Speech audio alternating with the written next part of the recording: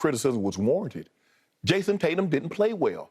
And as LeBron mentioned in the episode of The Shop, he had a tremendous regular season. That's why the criticism was even more harsh. Given how well he played, he was first team All-NBA. Criticism is a part of the game. And this notion, because I wasn't the man in the arena, I'm not allowed to criticize what I saw. Jason Tatum didn't play well. I don't think the criticism was unfairly. I can see it, Skip, if the Boston Celtics had lost this in 6, or they lost it in 7, and Jason Tatum gave me 34 points a game, 5 rebounds, 6 assists. Okay, they lost, but he played his ass off. You tell me the game in which Jason Tatum, you left that game like, man, Jason Tatum balled out of his mind. No, that's the way it works. Athletes have got to stop thinking, because I wasn't in the arena, I didn't play baseball, I didn't play basketball, I didn't play football, I'm not allowed to offer a critique. So if that's the case, so what can we talk about?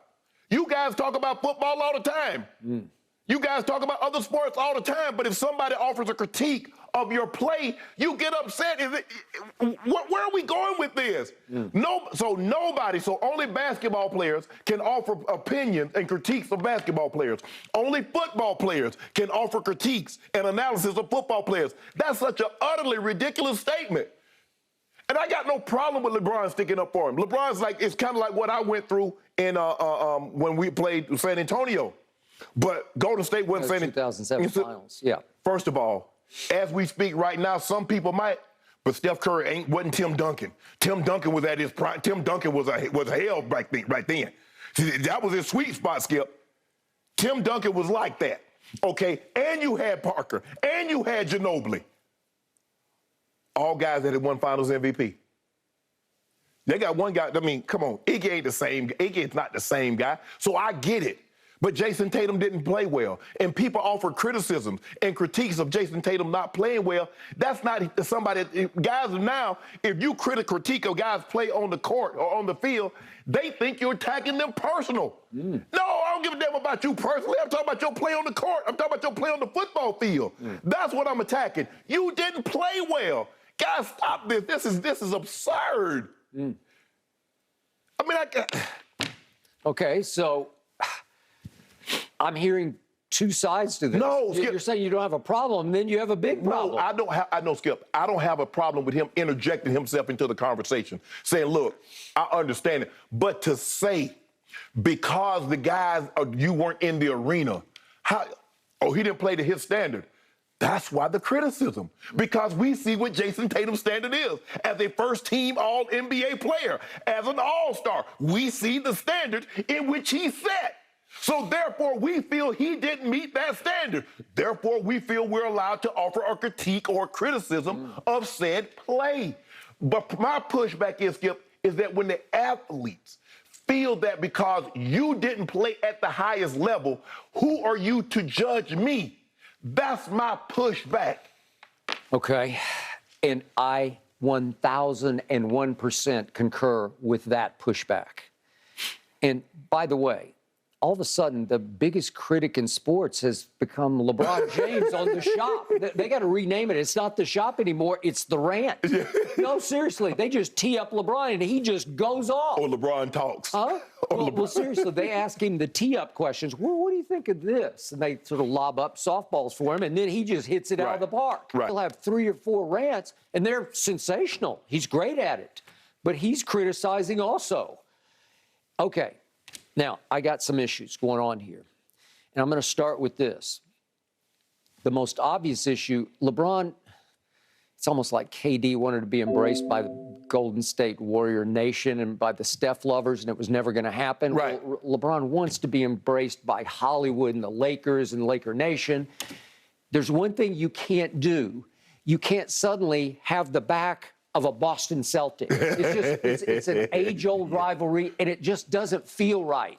No Laker fan, diehard, is going to love this. It's like you're defending him. Even if your criticism is valid, you just don't cross that line because he doesn't deserve your support. He's a Celtic. They want you to criticize him too. Yeah, right? Don't do that. Don't go over there, because if you think you're having a hard time getting embraced by Laker Nation right now, Go have the back of a Boston Celtic, and they're going to say, "What the hell, LeBron? What are you doing? Right. What are you thinking?" Okay, then here's my other issue. LeBron wants to be everybody's big brother in the game. It's the classic case of I want to be close with everybody. I want to keep my friends close, and as the old mafioso cliche went, and your enemies closer. Right. He wants to be too close to everybody to where there are no rivalries, there's no animosity, there's no competitive fire between people. We're all in this together.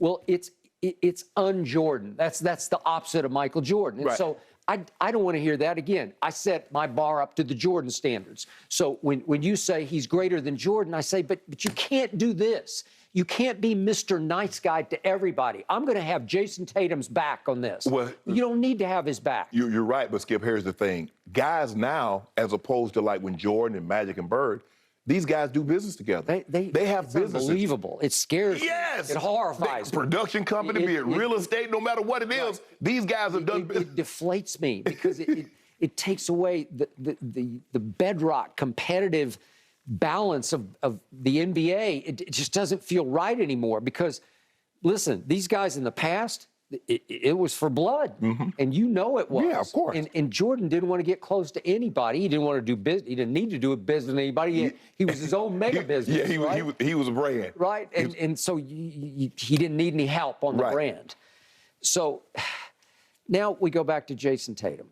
And to your point, if I might amplify a little bit, Jason Tatum through the playoffs had 100 turnovers. That led the whole. Obviously, they played the most games along with Golden State, but that was 26 more turnovers than second place on the turnover list, which was his teammate Jaylen Brown. So he had 26 more turnovers than Jaylen Brown, 100 total to just run away with. It's why I started calling him Jason Turnover, because every night it was 6 or 7, 6 or 7. It's hard to win that way. Yes. You kept coming in because you picked Boston. You'd say, they just have to hang on to the basketball. Right. You have to protect it. You have to honor it and value the possessions, and they didn't. That's why they ended up going 7 games with Milwaukee, 7 games with Miami, because they wouldn't stop turning the ball over. Thank you.